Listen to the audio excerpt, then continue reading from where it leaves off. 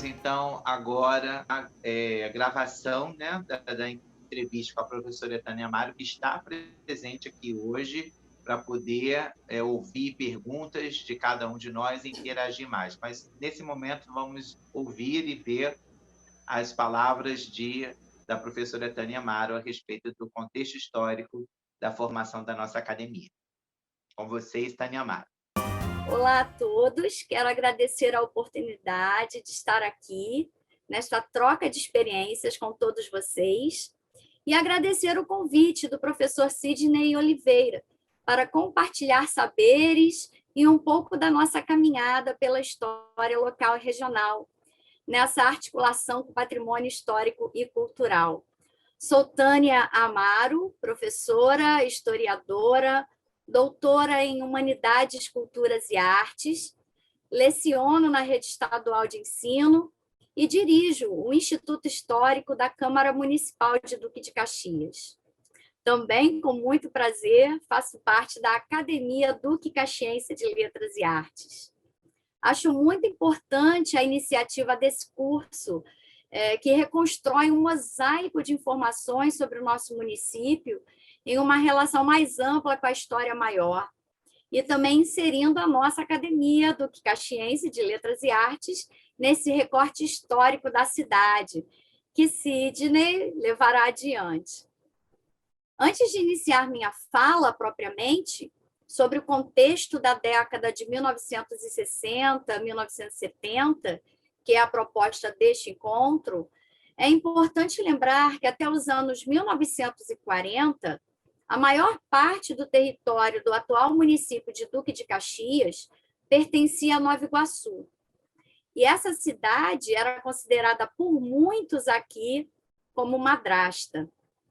Recortei aqui, para podermos discutir e analisar esse contexto, um breve trecho de um documento que foi denominado Manifesto por uma comissão pró-emancipação, criada em 1940.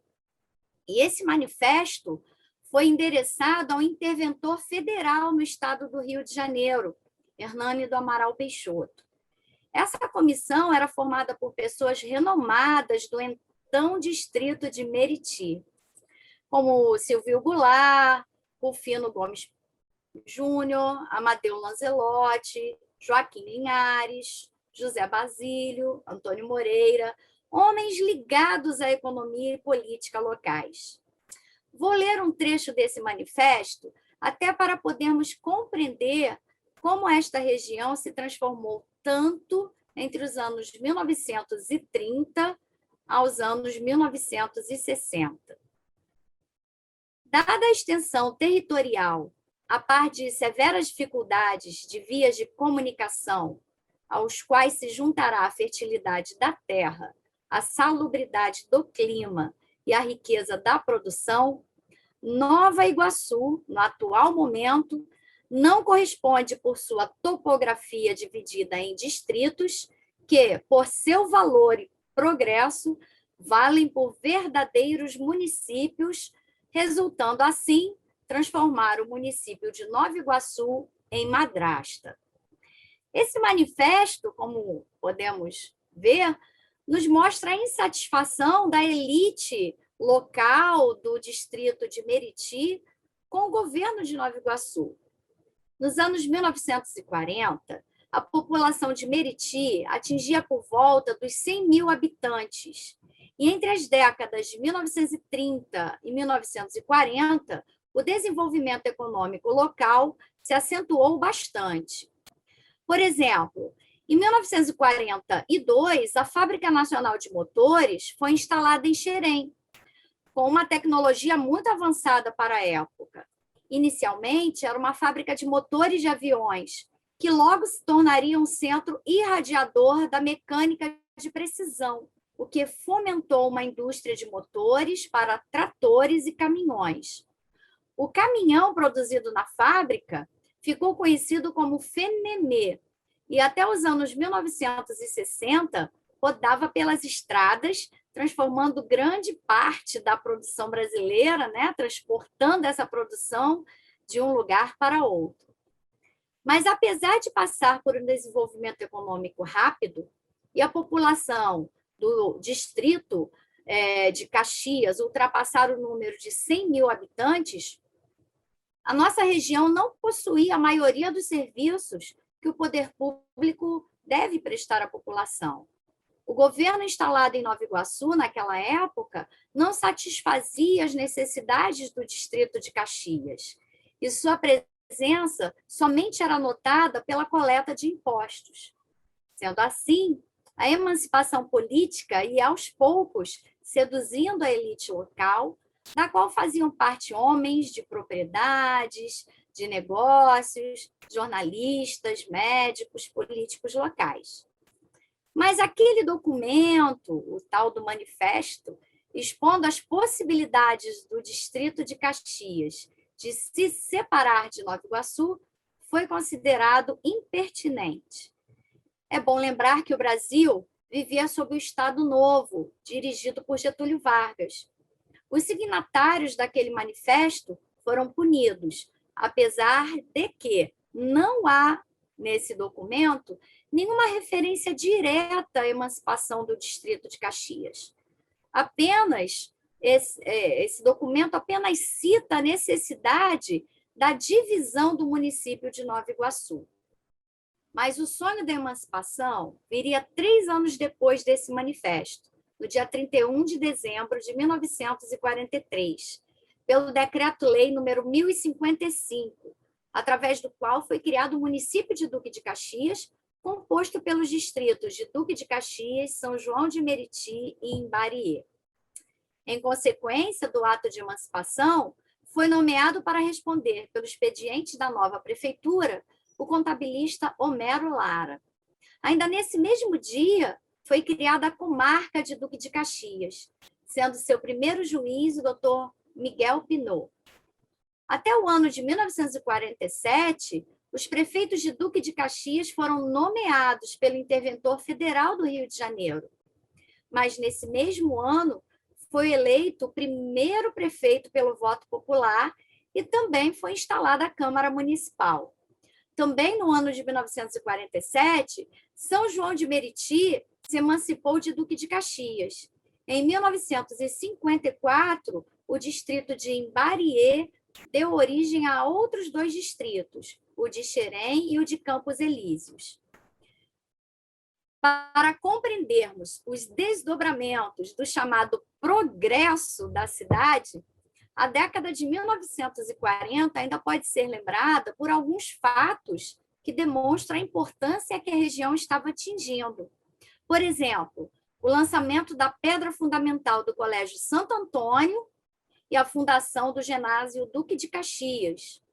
Abro aqui um parêntese, já que estou citando fatos relacionados à educação, para lembrar que neste ano de 2021, fazem 100 anos de fundação de um marco na educação do nosso país, a Escola Regional de Meriti, conhecida como Mate Cuangu, inaugurada pela professora Armanda Álvaro Alberto, aqui no então povoado de Meriti, como um belo exemplo de ação educadora que mereceu elogios dos mais eminentes intelectuais do Brasil.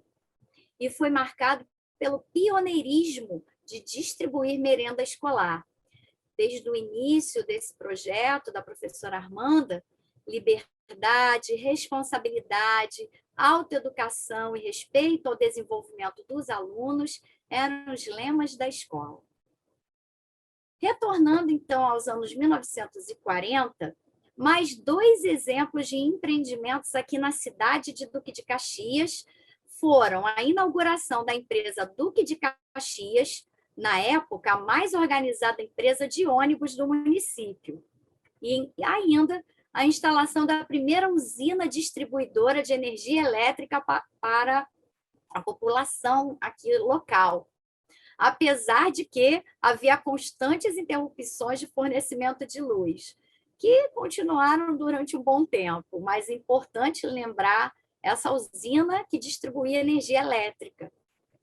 Então, enquanto os anos 1940 foram os da instalação das nossas instituições políticas, a década de 1950 foi marcada pelo início da ação administrativa dessas instituições.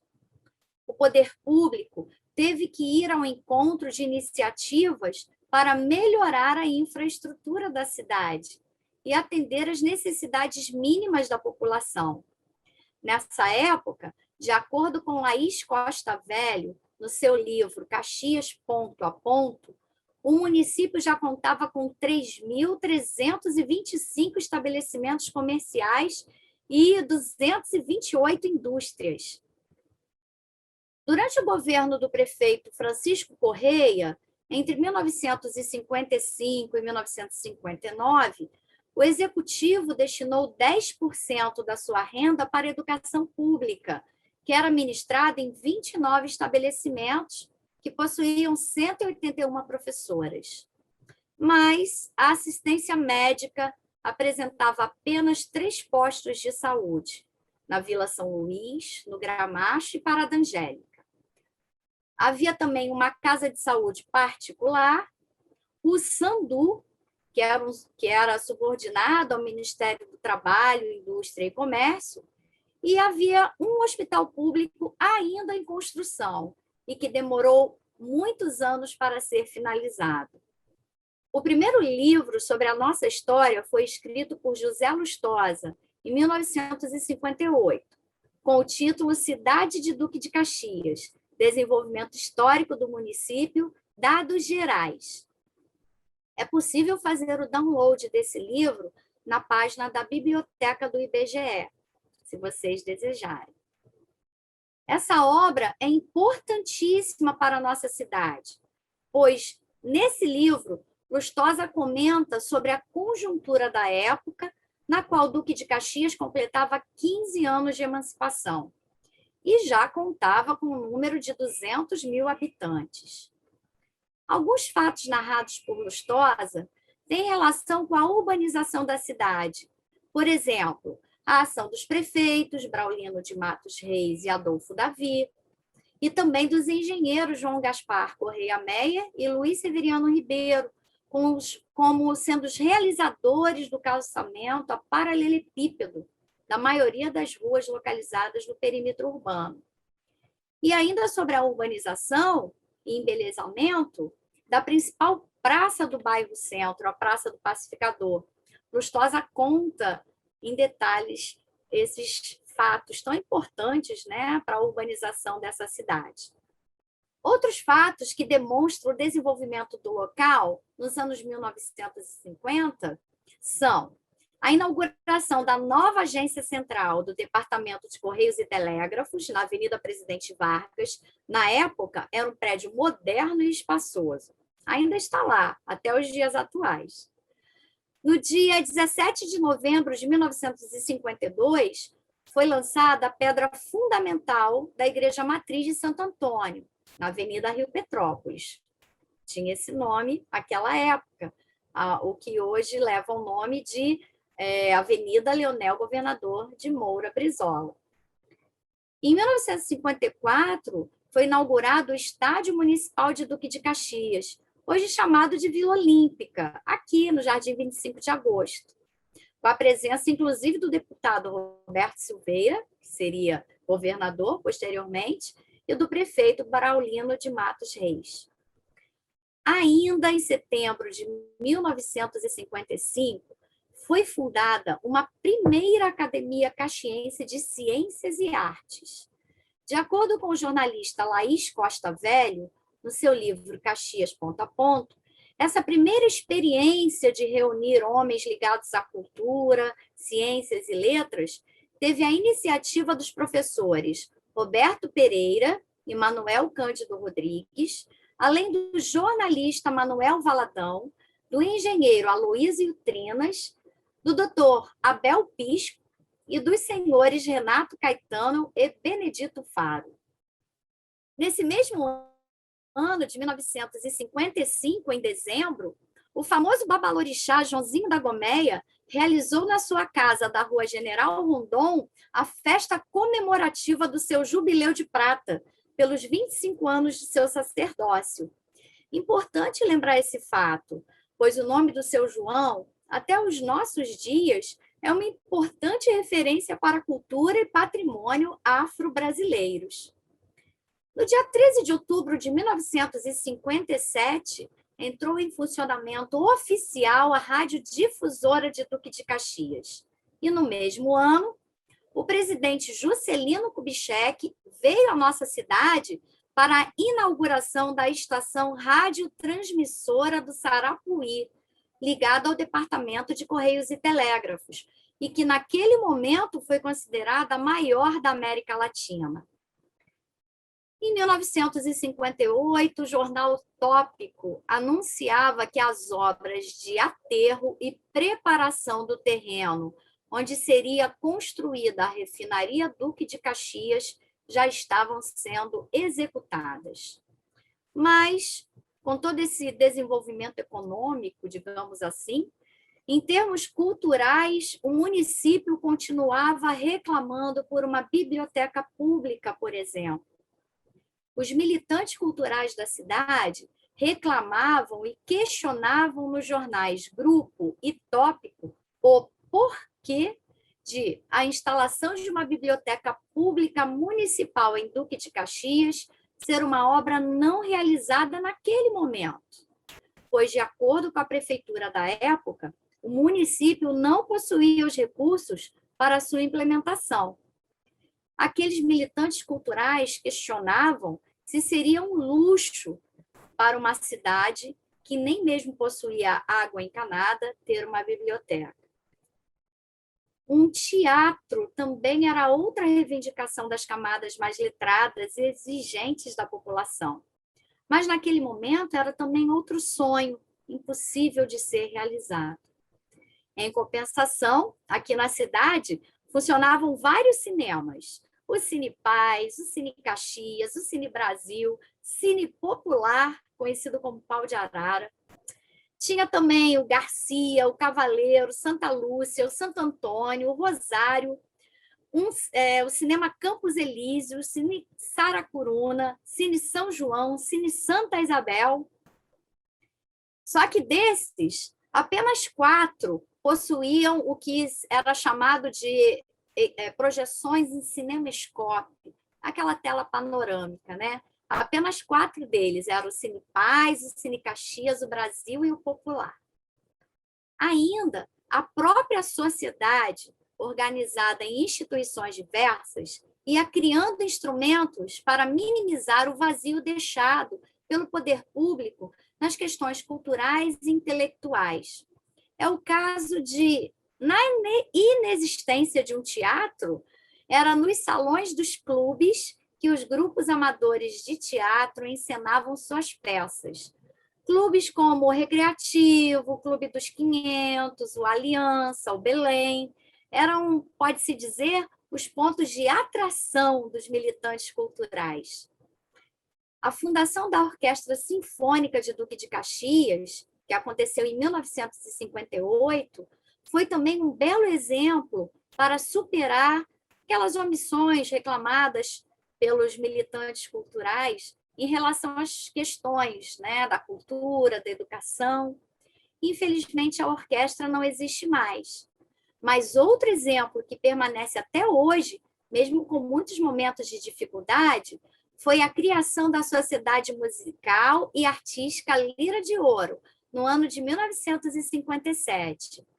Acácio de Araújo, Ramiro Graça Peixoto e outros músicos se encontravam para tocar nos clubes, nas ruas, nas festas, e acabaram por fundar um grupo que se tornou um espaço de cultura que foi responsável pela formação de vários músicos de nossa cidade.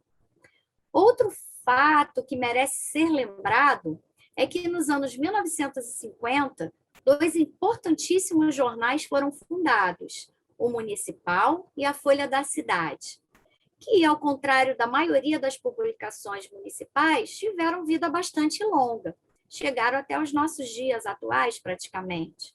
Havia também outros periódicos que circulavam naquele momento aqui em Duque de Caxias. O Jornal do Povo, o Jornal Grupo, Tópico, a Hora Progressista, o Jornal de Caxias, o Jornal da Baixada, a Verdade. E no nosso acervo do Instituto Histórico da Câmara Municipal, temos vários exemplares desses títulos. Para pensarmos as questões econômicas dessa cidade, podemos dizer que, se o processo de industrialização aqui no município teve início nos anos 1940, com a instalação da Fábrica Nacional de Motores, a chamada FENEME, a arrancada para o desenvolvimento econômico se deu com a implantação da refinaria Duque de Caxias, a Reduc, na década de 1960. Nesse momento, o município de Duque de Caxias já possuía um comércio bastante ativo e um parque industrial, mas, com a instalação da Reduc, se tornaria um dos mais importantes do país. Até os dias de hoje, Duque de Caxias ocupa o segundo lugar no ranking de arrecadação de ICMS do estado do Rio de Janeiro, perdendo somente para a capital. Todo esse desenvolvimento econômico foi distribuído de forma desigual, o que se pode notar até hoje no desequilíbrio urbano dos nossos bairros, com uns poucos bem servidos de equipamentos e serviços, contrastando com a maioria das outras áreas. Apesar do grande desenvolvimento econômico na década de 1960, a população ainda sofria com problemas que são permanentes. O abastecimento de água, por exemplo, era um deles. E esse problema aumentava, na medida em que também aumentava a população. Naquela época, a cidade já atingia o número de quase 250 mil habitantes. No livro Uma Passagem pela Caxias dos anos 60, o professor Estélio Lacerda comenta sobre o crescimento do município. E a fala dele é tão importante que eu separei aqui um breve trecho dessa obra. Desde os anos 40, Duque de Caxias experimentava intenso crescimento populacional e desordenada expansão urbana. Levas e levas de nordestinos e de pessoas de diferentes regiões do país buscavam no Rio de Janeiro uma oportunidade de recomeço de vida. Os migrantes fixavam-se nas cidades limítrofes à metrópole carioca, onde terrenos para a construção de moradias eram mais facilmente encontrados, incrementando assim os bairros populares e a favelização. Então, com essa fala do professor Estélio, nós podemos analisar os dados e verificamos que entre o início dos anos 1940 e o final dos anos 1960, nossa população quintuplicou. E apesar desse crescimento populacional, a falta de água continuava a comprometer o desenvolvimento da cidade. As soluções para enfrentar essa carência eram variadas, e entre as principais saídas que a população encontrava estavam os caminhões-pipa, os poços e as famosas bicas d'água.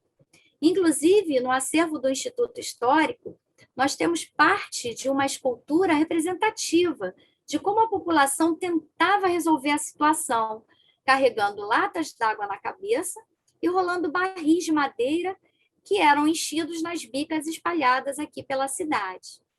Então, no governo de Roberto Silveira, que foi entre 1959 e 1961, como governador do estado, foi instalada parte da canalização de água para quase todo o município.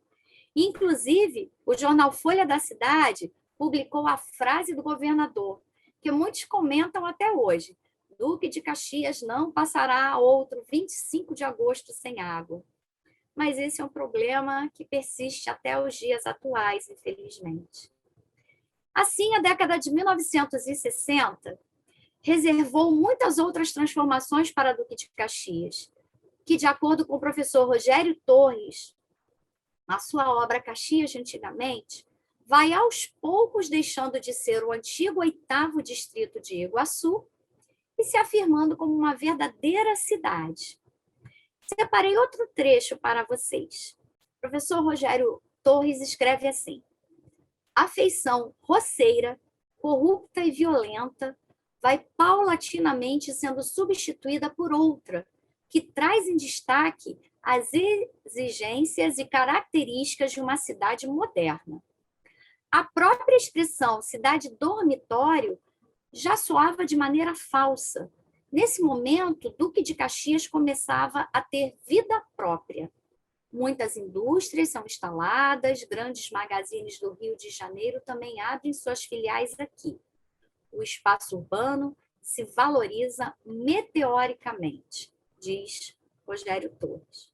Mas um fato marcante para a cidade, inclusive que virou tema de livro de Rogério Torres e Nilton Menezes, e de filme do jovem cineasta Rodrigo Dutra, foi o Quebra-Quebra de 1962.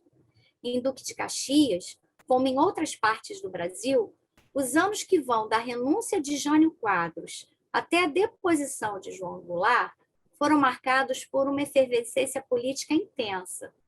Greves, passeatas, comícios, invasões de terras tornaram-se fatos comuns. E também as constantes paralisações dos transportes, a sonegação de gêneros alimentícios e a falência dos serviços públicos essenciais penalizavam cada vez mais as camadas carentes da população. Parte da população brasileira respondia algumas vezes com atos de vandalismo, saque e quebra-quebra.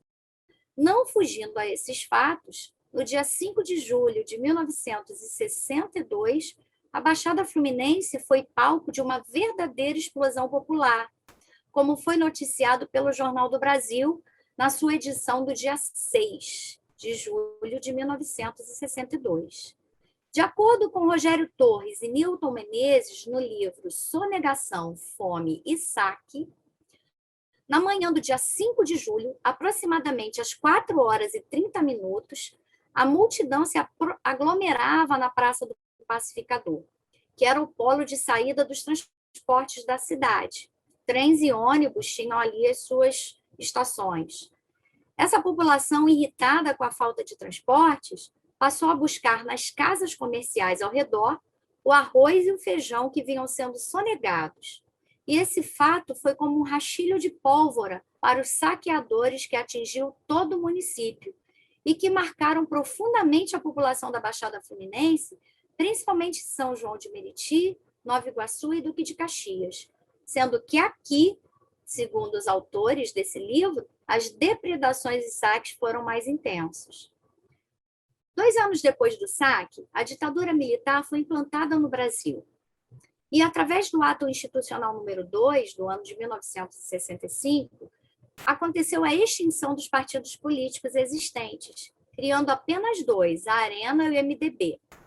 Aqui em Duque de Caxias, o antigo militante do extinto PTB, Moacir Rodrigues do Carmo, e o jornalista Ruiter Poubel lançaram-se como candidatos a prefeito e vice-prefeito em 1966, sendo eleitos como opositores do regime militar. E representaram também um grande avanço na modernização da estrutura administrativa local.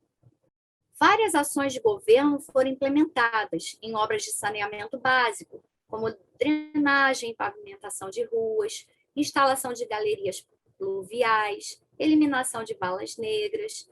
Moacir do Carmo buscou também ações de atendimento comunitário na ampliação da rede escolar, em convênios entre o município e o Estado, além de buscar a montagem de um sistema de saúde pública em parceria com o Estado do Rio de Janeiro.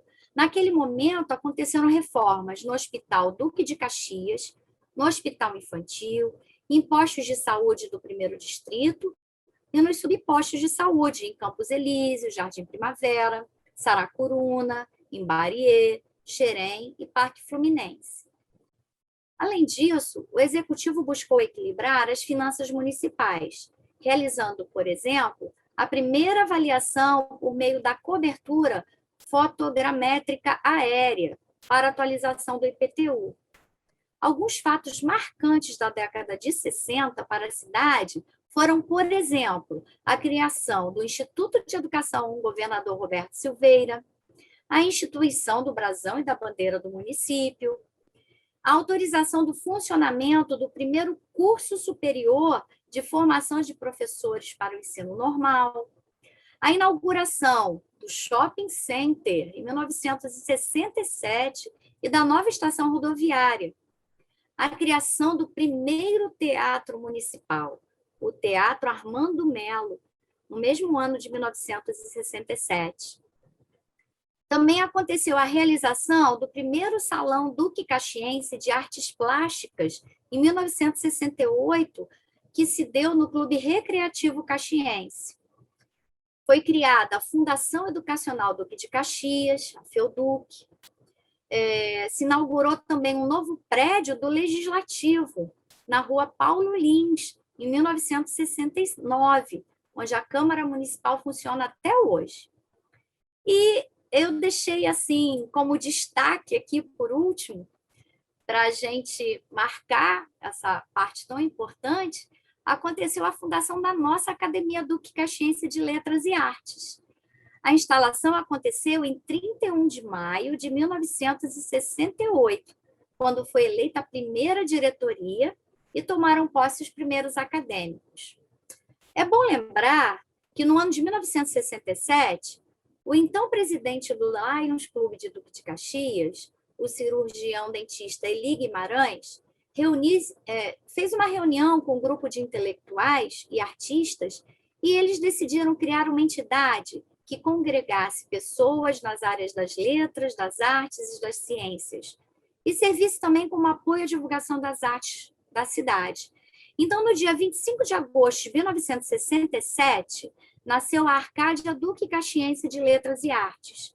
E nesse mesmo mês foi fundado o Jornal Literário da Arcádia, pelos acadêmicos José Soares de Souza, Nivaldo de Assis Lima, Alberto Machado e José Amarílio de Aguiar.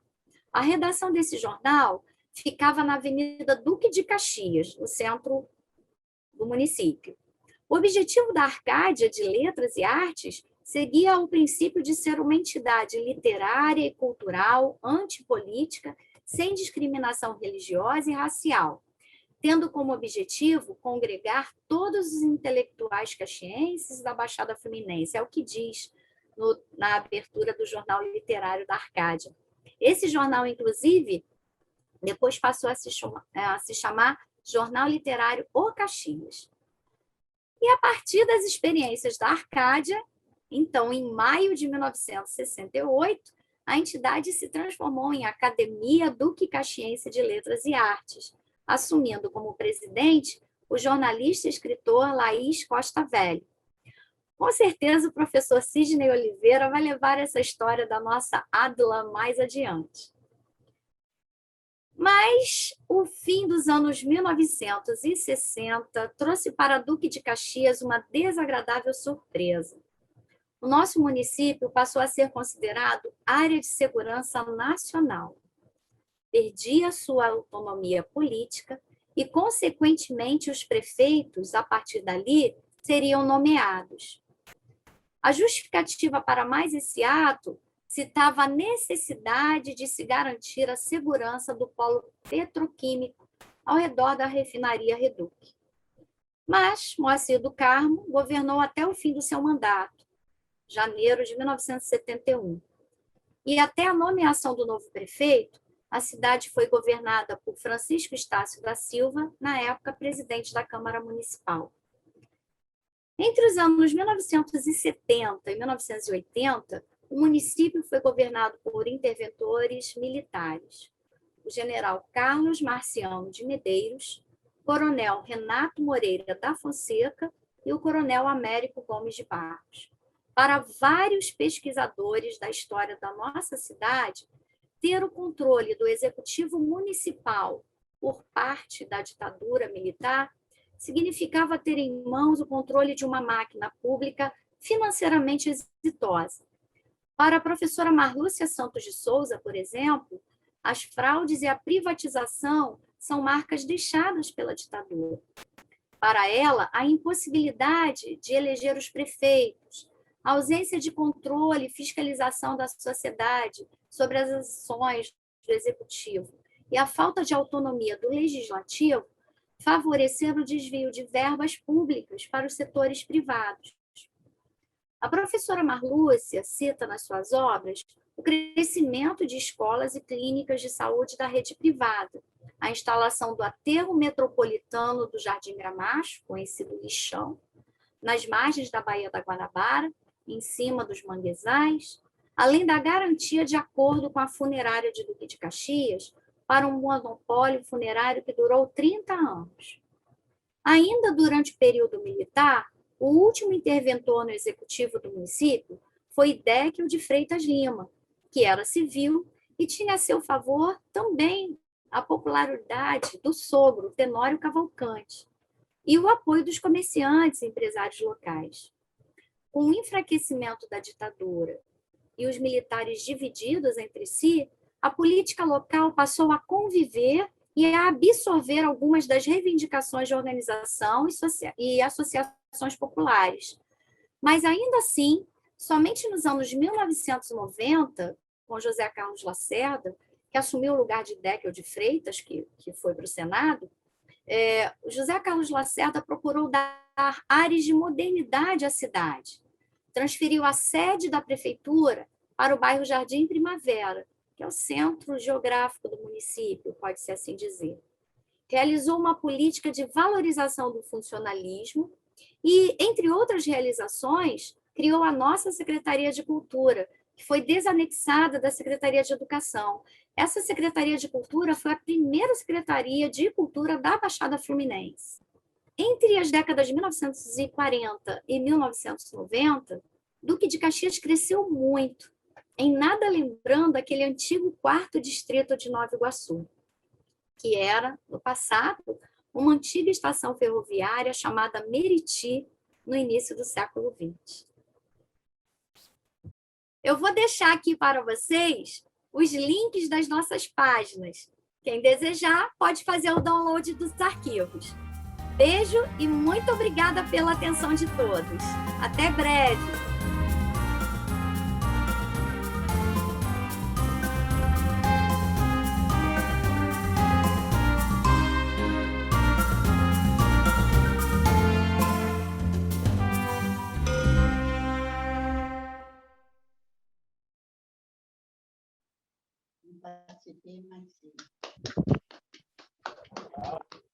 Gente, que fantástica essa aula da professora doutora Tânia Amaro.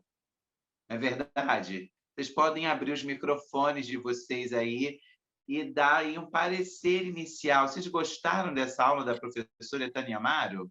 Foi ótima, Sidney. Muito boa mesmo. Fantástico. Foi muito legal. Quem está falando? Legal. Legal. Thiago Esteves. Tiago, professor Tiago. Gostou, Tiago? Muito, gostei muito. Assim, achei fantástico. Assim, pensando aqui várias coisas. Você me levou a refletir sobre várias questões. O que mais chamou a atenção, Tiago, dessa abordagem toda, que ela vai lá, né, desde a década de 40, né, traz aí as referências de 40 até os dias de hoje, praticamente, né? Assim, o que mais chamou a atenção disso tudo?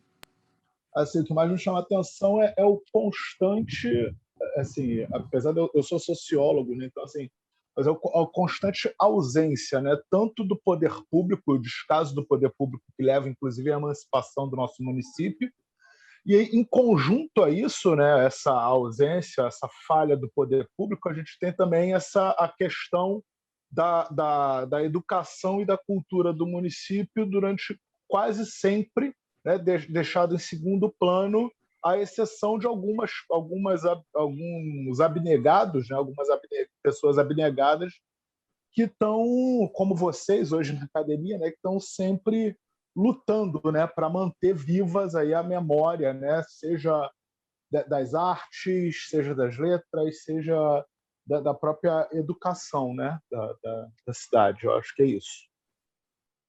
Perfeito.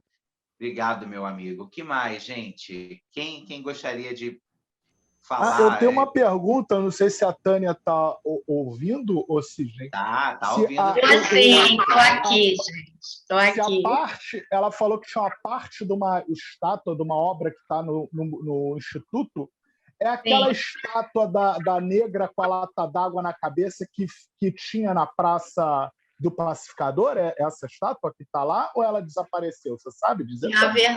Sei sim. Essa estátua ela foi retirada ali no início no finalzinho dos anos 90 para obras, e aí ela ficou meio que, entre aspas, tá, gente? Pelo amor de Deus, sumida, guardada, aí, e as pessoas chegavam, né, no Instituto Histórico, eu estou lá atuando desde o ano 2000, né?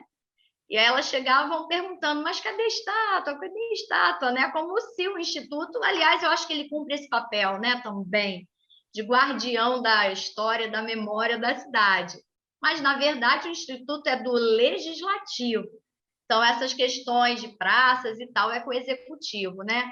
Mas, de qualquer forma, ao longo desses anos todos, a gente foi buscando, procurando. Aí, em 2006, com o apoio da Secretaria de Cultura, né, do pessoal que trabalhava lá, o Paulo Roberto deve lembrar do Alexandre Marques, né, dessa galera toda que atuava lá, e aí, em parceria com o Instituto Histórico, a gente conseguiu encontrar parte desse grupo escultório, né? Ele estava lá nos serviços públicos, na oficina, né, lá guardado. Só que, assim, nós só recuperamos, e a secretaria recuperou e doou permanentemente para o acervo do Instituto Histórico da Câmara, né? E aí nós só temos, infelizmente, os 2 menininhos. É a mãe com a lata d'água na cabeça, infelizmente nós não encontramos, né? Mas, assim, é importante lembrar que esses 2 menininhos, né, refletem a luta da população até os dias de hoje, né, pela água e tal. E, enfim. Tânia, vocês não têm nenhum acervo fotográfico da praça que Sim, temos a escultura inteira, uma foto da escultura inteira, né, que ficava ali naquele momento em frente ao Cine Paz, né, que hoje é a CIA.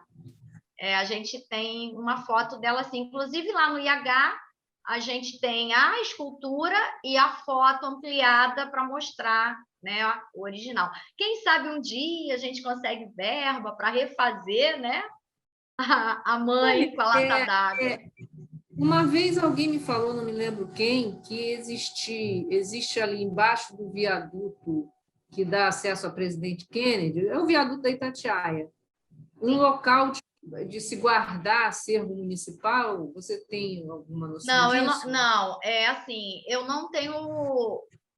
Já ouvi falar isso também, mas aí seria com relação ao executivo, né? A documentação. Porque, vocês assim, não têm acesso, né? Não.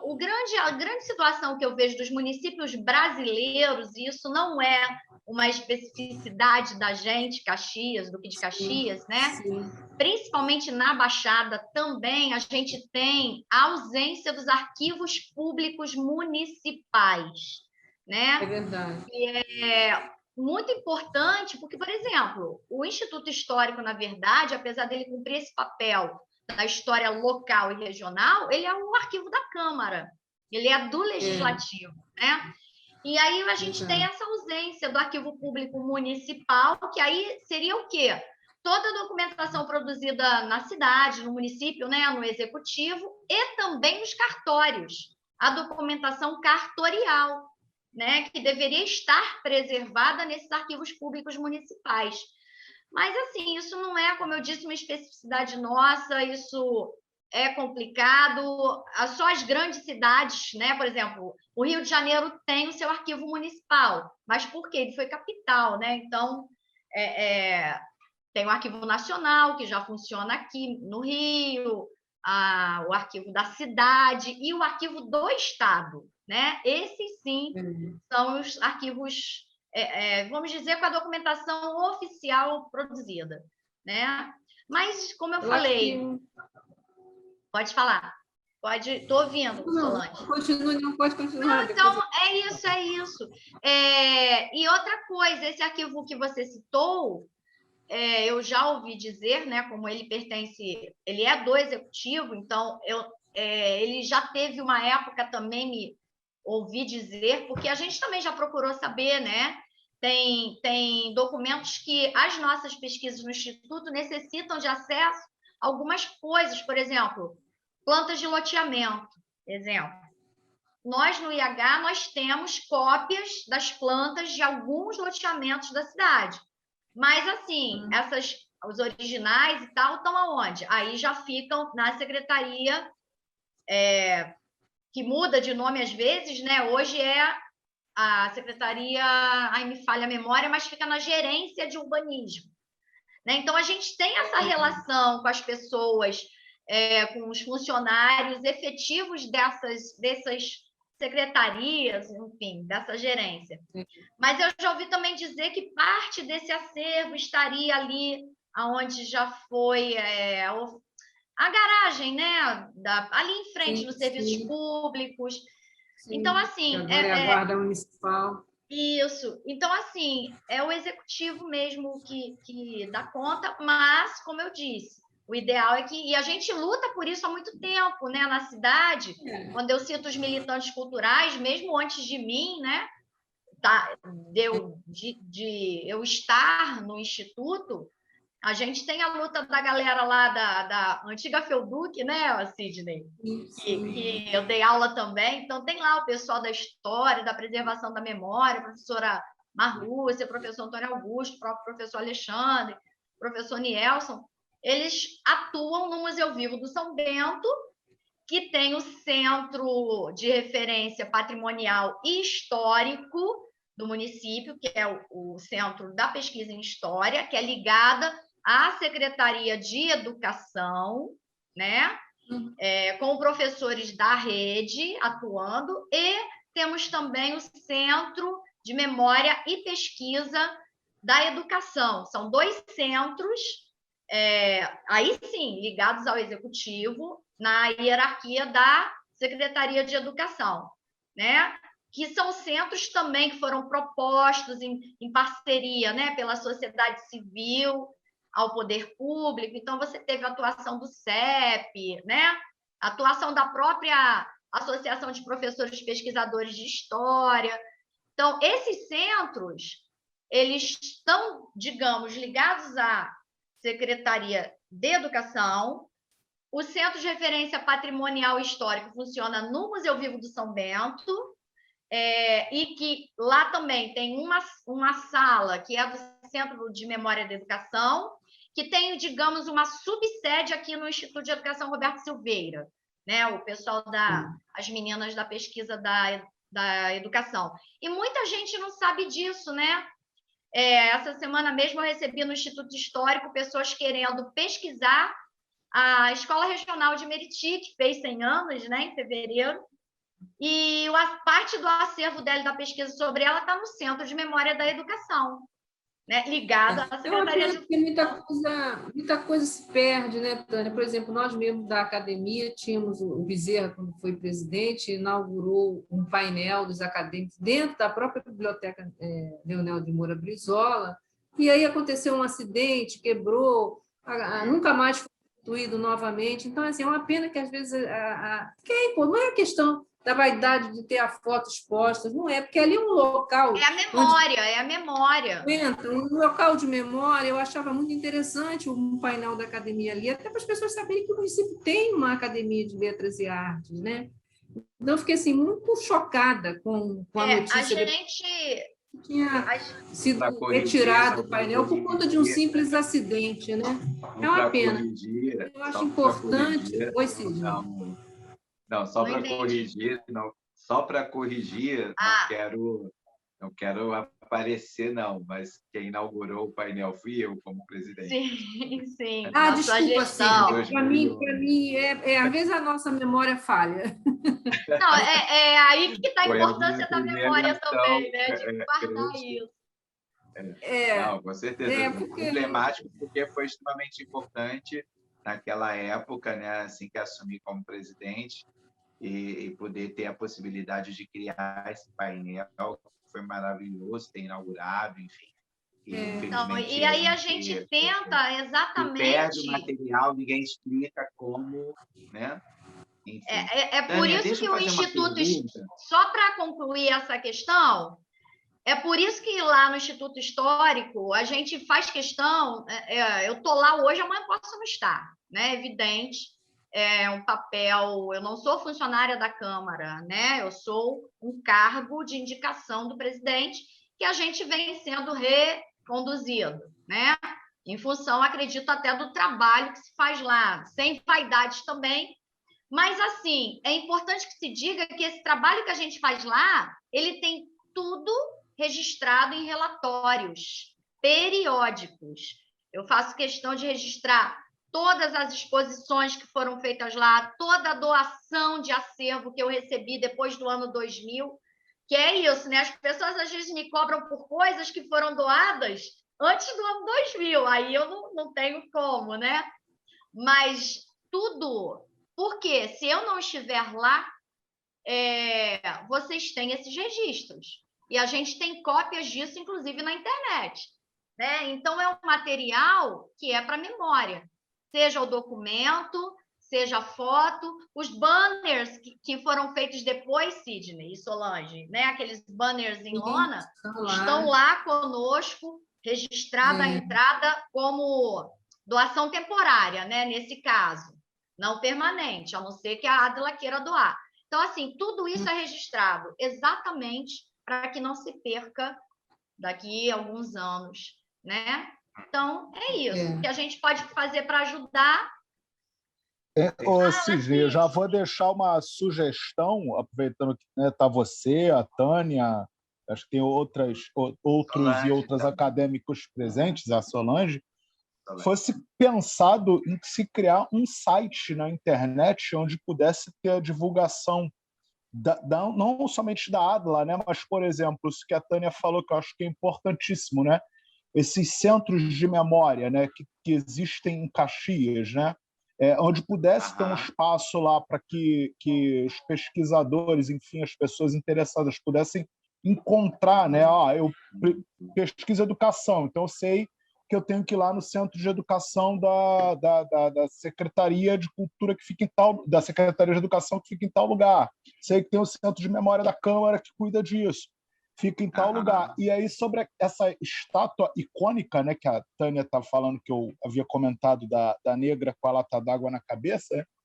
Deixei de repente, para a gente pensar, obviamente não estou levantando nada agora, mas recuperando um pouco esse espírito, né, da cidade da década aí de 60, 70, 80, que eram os multirões, né, que eram muitas vezes feitos, de repente usando aí as novas tecnologias, né, essa coisa de vaquinha digital, de repente, quem sabe a ADLA, num futuro próximo, promover aí um multirão, uma espécie de vaquinha onde fosse possível pensar em levantar fundos para reconstruir essa estátua que, infelizmente, né, tomara que um dia ela seja achada, mas eu acho que é mais provável que ela tenha sido, infelizmente, derretida aí em algum ferro velho ou algo do tipo, né?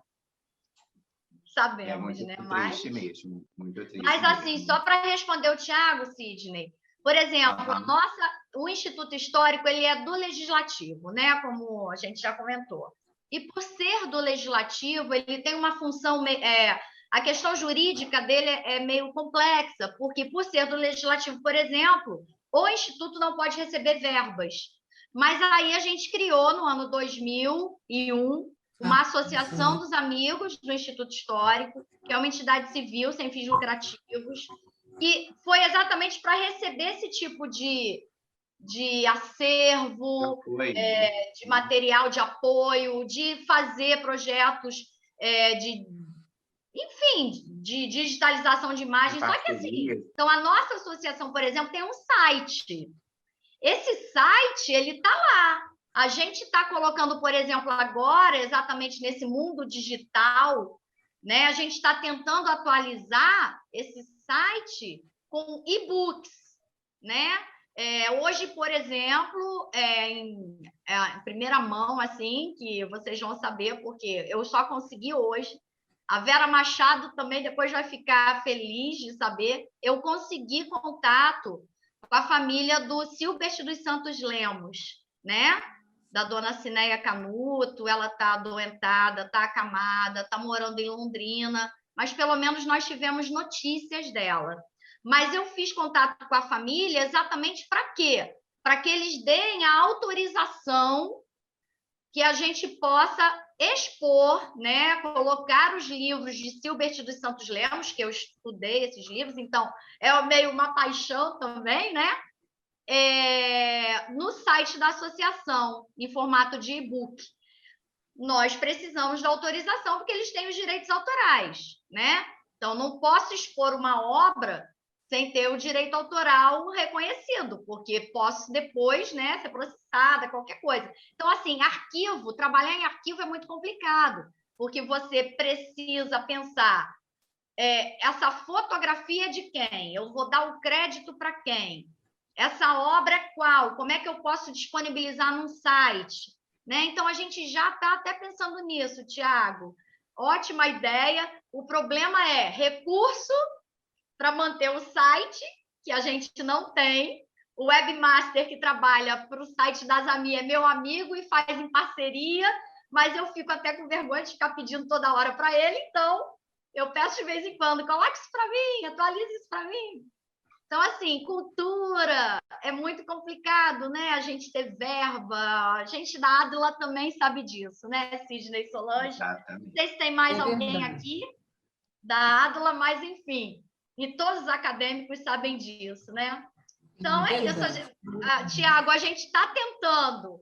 E hoje, com a pandemia, então, do ano passado para cá, nessa atual conjuntura, tudo a gente tem procurado atender o pesquisador online, por e-mail, por WhatsApp, disponibilizar informações dos centros, né, de referência, de educação, enfim, nessa rede, porque a gente tem uma rede na Baixada. Né? A própria Universidade Rural tem o laboratório multidisciplinar, que é o CEDIM. Eu faço meu pós-doutoramento lá e tem um acervo. Ele já tem o RIMA, que é um repositório institucional. Então, por exemplo, os jornais Correio da Lavoura, Correio de Iguaçu, que são da Baixada, você consegue achar na internet. Meu sonho seria colocar todo o acervo do Instituto Histórico no repositório, né? Mas a gente nunca desistiu, a gente está fazendo aos pouquinhos. Vamos pensar nisso. Eu Vai lá, quero dizer ao Tiago. Não, eu quero dizer ao Tiago que fique tranquilo, porque é uma demanda nossa e quase um desdobramento desse curso. Esse curso, na verdade, está sendo uma grande possibilidade para nós todos da ABLA, assim, primeiro, compreender melhor a dinâmica dos tempos atuais por meio das ações no mundo digital. Né? E, a partir dessas ações que a gente está começando com esse curso, né, perceber que é necessário e fundamental que a gente consiga alimentar e dominar as ações por meio das redes sociais, das mídias sociais. Né? Então, assim, nós vamos estar utilizando isso, sim. Aguarde, porque nascerá em breve esse site. É um desafio que eu quero assumir, assim, no sentido de compreender a importância disso exatamente nesse momento. E aquele acervo da Adla que está lá, né, Sidney? A gente pode, ao higienizar, começar a digitalizar, enfim.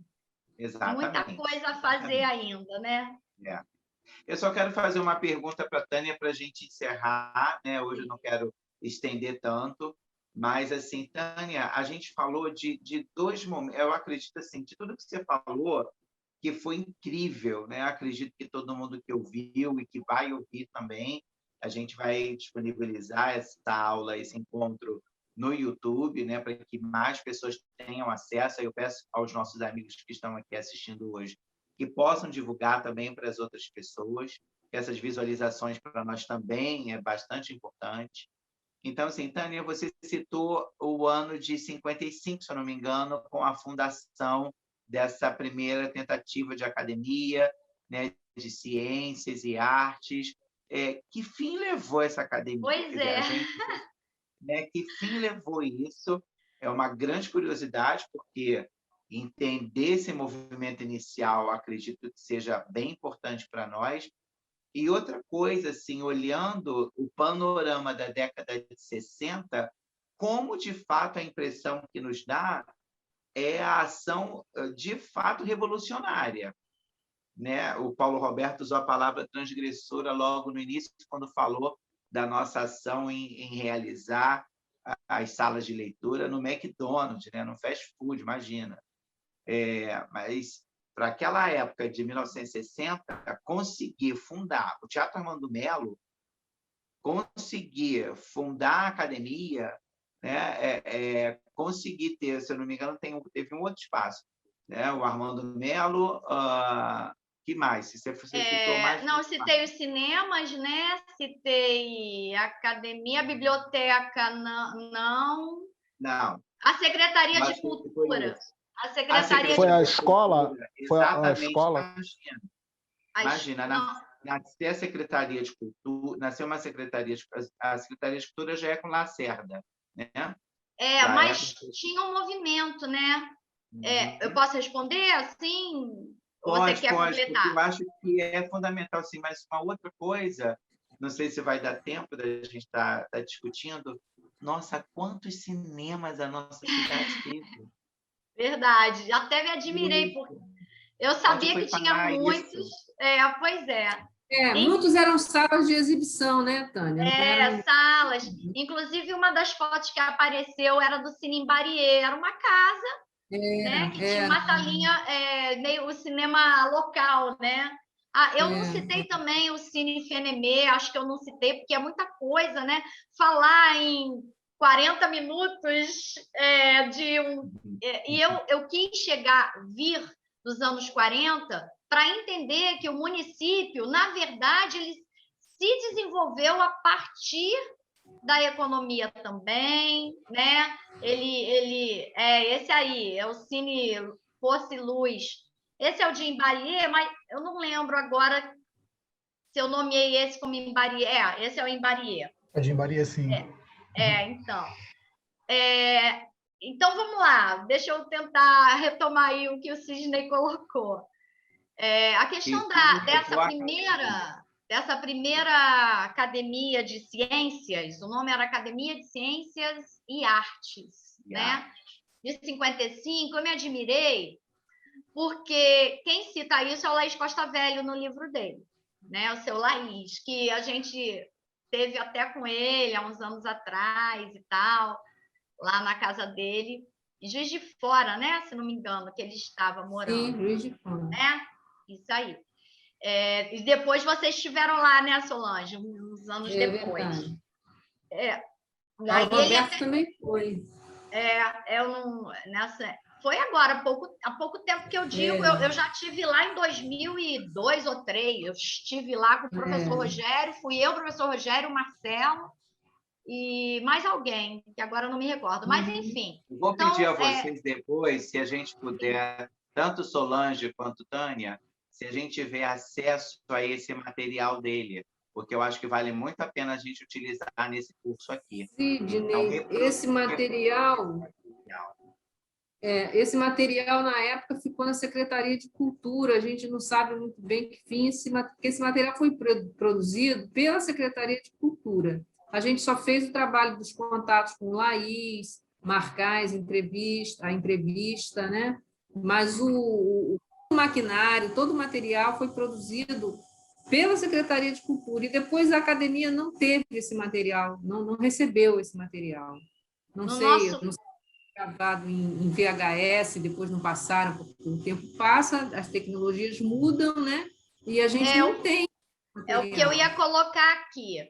Quando eu estive lá com o seu Laís em 2003 ou 2004, agora eu não me lembro muito bem o ano, a gente não tinha nem computador no Instituto Histórico, tá, gente? A gente foi ter computador no Instituto Histórico no ano 2009, 2008, né? Então, com um projeto, a gente tinha lá um daquelas máquinas que não cabia nada, tinha um videocassete, me lembro disso. Então, quem ajudava muito o IH era exatamente o professor Rogério, que ele mexia com fotografia, né? Então, ele tinha lá os equipamentos dele. Por isso, a associação também foi criada, né? Todo mundo que atua para a associação é voluntário, não ganha nada. Até a gente, né, que trabalha fora do IH para a associação, digamos assim, no sentido de preservar também, é todo mundo voluntário. Então, assim, o professor Rogério foi conosco, filmou em VHS o Seu Laís e tal. E assim como ele fez em outros tantos momentos, por exemplo, a gente teve um momento que filmou o Chico Santos, né? Que aquele Chico Santos, agora me falha, o filme que ele atuou foi o Amuleto de Algum? Eu não me lembro bem agora, mas, enfim, esse material ficou com o professor Rogério. O que ele conseguia passar do VHS depois para o DVD, ele está comigo lá. Eu tenho que ver se o do Laís está, que eu não me recordo. Se estiver, eu copio para vocês em DVD. Porque em VHS... Você tem que procurar o Márcio Leandro, porque foi o Márcio Leandro, na época que ele trabalhava... No seu caso, né? No seu caso. Secretaria de Cultura, foi ele que fez todo o trabalho de gravação. Eu não sei se esse material foi ele ou se ficou na Secretaria de Cultura.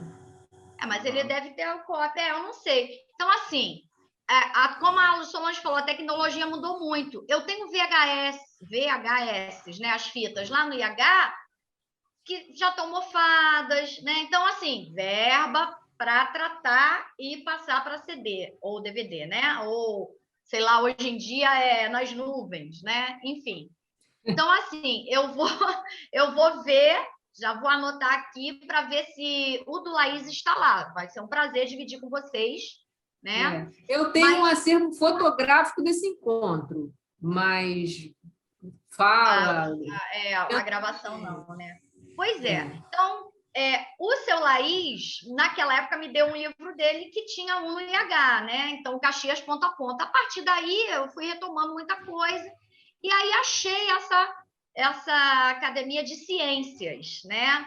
Que era um engenheiro também que iniciou. Então, assim, não consegui encontrar dados nos jornais que tem no IH, porque, assim, até 43, a região pertencia a Iguaçu. Então, tudo que você quiser saber sobre o que é Caxias hoje, antes de se tornar município, está em Nova Iguaçu, né? A Câmara só começou a funcionar em 47. Aí você vai para Nova Iguaçu, como eu já fui, e não existe um arquivo público, não existe um arquivo histórico. Quem guardava esse material era o professor Ney Alberto, que trabalhou na prefeitura, aquelas coisas que a gente tem ao longo dos anos. Faleceu, o acervo se dividiu, enfim. Né? A parte dele eu acho que estava com o Marcos Monteiro, de Nova Iguaçu, que eu estou falando. Né? Então, assim...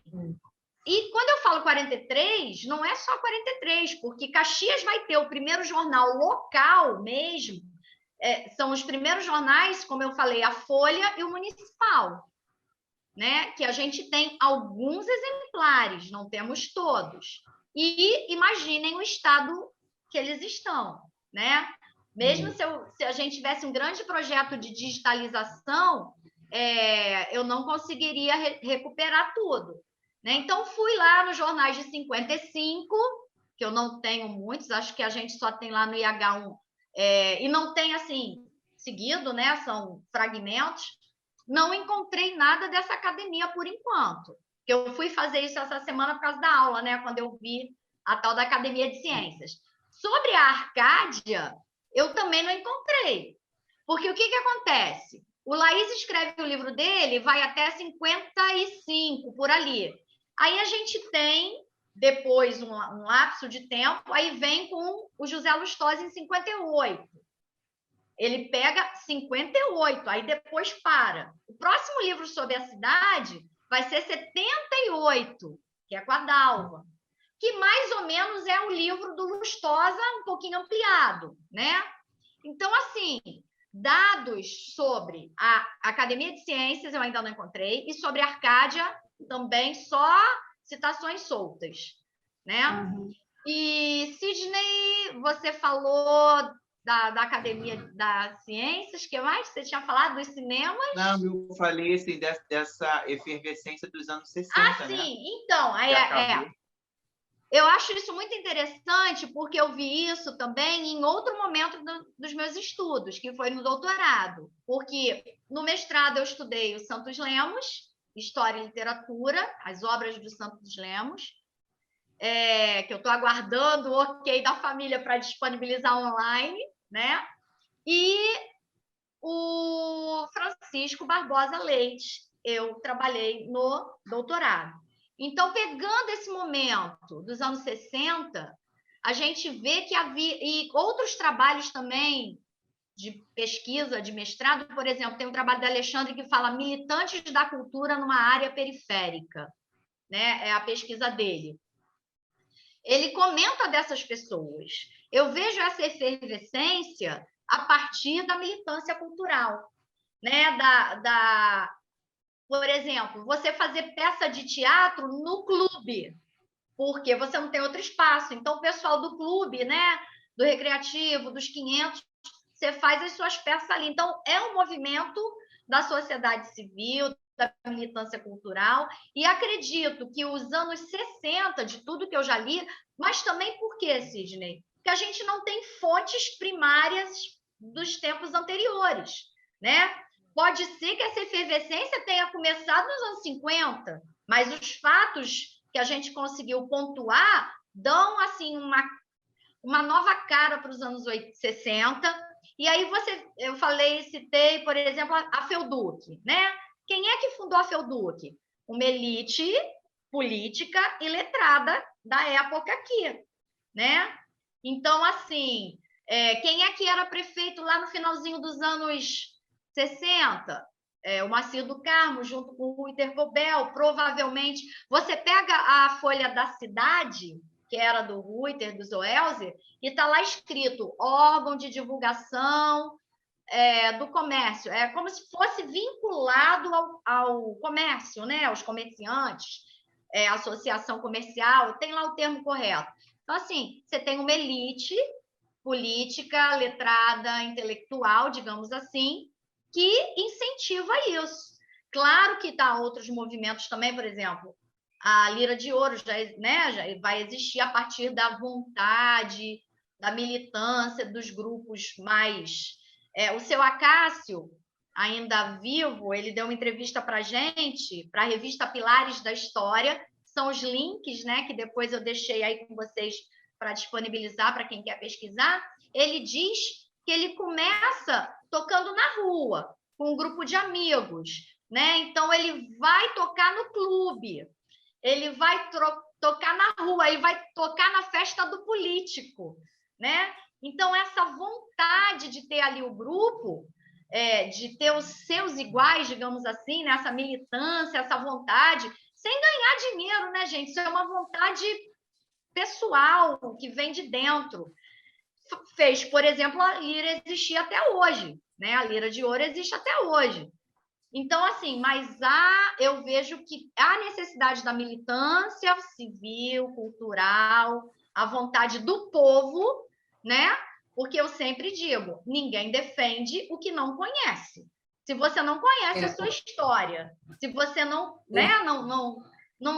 sabe o que é a sua cidade, como é que você vai defender os movimentos culturais? Como é que a gente vai defender uma academia, como a nossa, por exemplo, que é o desdobramento, né? Vem com os mesmos homens, com outros homens, enfim, da época, né? E mais adiante entra a primeira mulher, né? Tudo que a gente vai ver depois aí ao longo desse curso, sem vontade do povo. Ninguém vai defender a Igreja do Pilar se não conhecer a sua história, é um bem tombado nacional.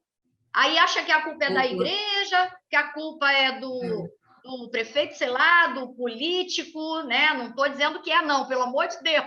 Estou querendo dizer, o povo tem que tomar cuidado, né? O povo não conhece a sua própria história, a partir de que a Igreja do Pilar, por exemplo, foi tombada pelo IPHAN, que é um instituto nacional, em 1938, gente, né? Aí as pessoas acham que a Igreja do Pilar tem 400 anos, não tem. A Igreja do Pilar é de 1728, né? Então, assim, como que a gente defende uma história que a gente não conhece? Como defende uma escultura numa praça, né? Que vamos tirar aqui para fazer a obra e depois essa escultura vai para onde, né? Então, assim, isso tem que partir da gente, dos nossos alunos, né? Que vão ser as gerações futuras. Eu gosto muito de uma frase que inclusive dá título a um livro de Dom Helder Câmara, chamado O Deserto é Fértil. Né? O deserto é fértil. Então, eu acho que os movimentos culturais que deram origem a essas entidades, não importa se é essa Arcádia anterior à academia ou as associações que surgiram, se elas, a gente não sabe o fim que elas levaram. É uma pena a gente não saber, mas elas. O doutor Ricardo de Peredo Viana, ele foi um dos nossos. Alô? Sim, eu estou te ouvindo. Um dos nossos acadêmicos. Está falhando, mas estou te ouvindo. Da primeira diretoria. E ele, na reunião de fundação, ele disse a seguinte frase: um povo culto é exemplo para outro povo que vive na ignorância. Então, eu acho que as reuniões dessas pessoas que fundaram essas entidades, elas tinham como objetivo isso, né? Através da cultura, porque eram pessoas que tinham mais acesso, né? Que elas pudessem instrumentalizar o povo de alguma forma para que essas mudanças fossem acontecendo ao longo do tempo. E era a vivência delas também, né, Solange? É a vivência, é o dia a dia, é o cotidiano, é isso que eu falei. Às vezes a pessoa põe a culpa da falha ali, daquele objeto estar caindo no poder público, e não é. A culpa não é do poder público. Né? A população precisa defender a sua cidadania, né? Como é que vai conhecer, saber, participar, porque todo mundo tem direito, né? O dever as pessoas esquecem. A cidadania é um dever de todos, né? Então, assim, colocar a culpa no poder público é muito fácil, mas não é só do poder público, né? É muito fácil para o povo. De todos nós, né, Tânia? De todos Exatamente. Nós, e os cinemas... De todo mundo se apropriar, né, daquilo que é nosso, do nosso chão, da nossa terra. E acho que esse curso tem esse sentimento de fazer com que todos percebam que a academia não é só dos acadêmicos. Com certeza, a academia é um patrimônio, é um bem cultural, artístico de toda a cidade de Caxias, né? No mínimo de toda a nossa cidade, de toda a nossa população, e que isso seja e continue sendo modelo para o Estado, para o Brasil e para as nossas conexões mundiais, porque a gente também é ousado, né, ao ponto de buscar parceiros internacionais, de trocar, como a gente fez com o Japão, como a gente fez com a Patagônia Argentina, quando levou o Paulo Ramos para lá, quando faz também, apoia o Colégio Carlos Gomes com os seus intercâmbios dos alunos com o Paraguai, dos alunos argentinos, enfim, né? Eu acredito uma rede, é uma rede, né? É uma rede funcionando. Tudo é uma rede. Gente, a gente vai encerrar por aqui. Eu quero agradecer, Tânia, muitíssimo obrigado. Que aula, que aulão, né? Que memória, que cabeça é essa maravilhosa. Não, tinha um monte de anotações ali no ladinho, gente. Mas a gente vê, minha amiga, que você é apaixonada pelo assunto, porque isso vibra você, né? Isso vibra você e vai além, você e consegue nos tocar e nos emocionar de verdade, porque aí a gente fica mais interessado, né, em desvendar o mundo de Tânia para descobrir Duque de Caxias e a Baixada Fluminense. Gente, olha o nome de livro aí, O Mundo de Tânia. O Mundo de Tânia. Ai, então, gente, tem muitas memórias que a gente poderia registrar, né? Mas tem umas que é melhor esquecer. Tem umas que é melhor esquecer. Nada, tudo precisa ser revelado. Então, isso aqui é só um primeiro passo, esse nosso momento. Eu espero que todos que estejam aqui tenham gostado, tenham aprendido alguma coisa. Eu aprendi muito e eu espero que a gente possa aprender cada vez mais. A partir da semana que vem, o curso ele entra num estado, né, num estágio diferenciado, que é a contação da história dessa academia por meio, inclusive, da palavra dos acadêmicos. Então, nós vamos conhecer a vida e a obra dos acadêmicos e, por meio dessa vida e a obra, a gente conhecer também a trajetória da nossa academia. Tá bom? Ô, então, Cisney, só uma curiosidade. Curiosidade, dos acadêmicos atuais ou dos que já se foram também? dos atuais e dos que já se foram. Mas, como nós temos um limite de tempo, a gente vai ter que fazer uma seleção desses, inclusive, que já se foram, inclusive também dos atuais, pelo tempo. Obrigado. Entende? Então, é um degustar, para que a gente tenha uma noção inicial aí da caminhada, da trajetória de alguns dos nossos acadêmicos, tanto daqueles que já partiram, quanto daqueles que ainda estão presentes aqui. Tem sido maravilhoso isso, porque eu tenho feito entrevista com aqueles que estão por aqui e eu estou aprendendo muito. Empatia é uma coisa que eu já aprendi com esses encontros. Botar o sapato do outro, entender um pouco a trajetória e a história deles e o resultado de quem nós somos todos. Meus amigos, muito, muito obrigado, valeu. Vamos tirar uma foto, pode ser? Nosso diretor, Carlos, a gente pode tirar uma foto? Sim, sim. Quem puder abrir o vídeo, Quem por puder favor. abrir aí as suas telas. Deixa eu ver. Dona Terezinha, que estava assistindo aqui comigo hoje, ela veio exclusivamente também assistir aqui. Vamos tirar essa fotinha para a gente. Registrar aí a sua presença. Calma aí, gente, só um minutinho. Só um minuto. Annelise, tudo bem, minha amiga? Tiago, obrigado pela participação maravilhosa. Vamos lá, chegue mais. 7, 8, e vai lá, Eu te Carlinhos. agradeço, Cid, a oportunidade de participar do curso. Ok, já foi. Obrigado, gente. Até quarta-feira, um ótimo final de semana. Descansem, né? Enfim. Tchau, gente. Obrigada por tudo. Tchau. Tchau, boa noite.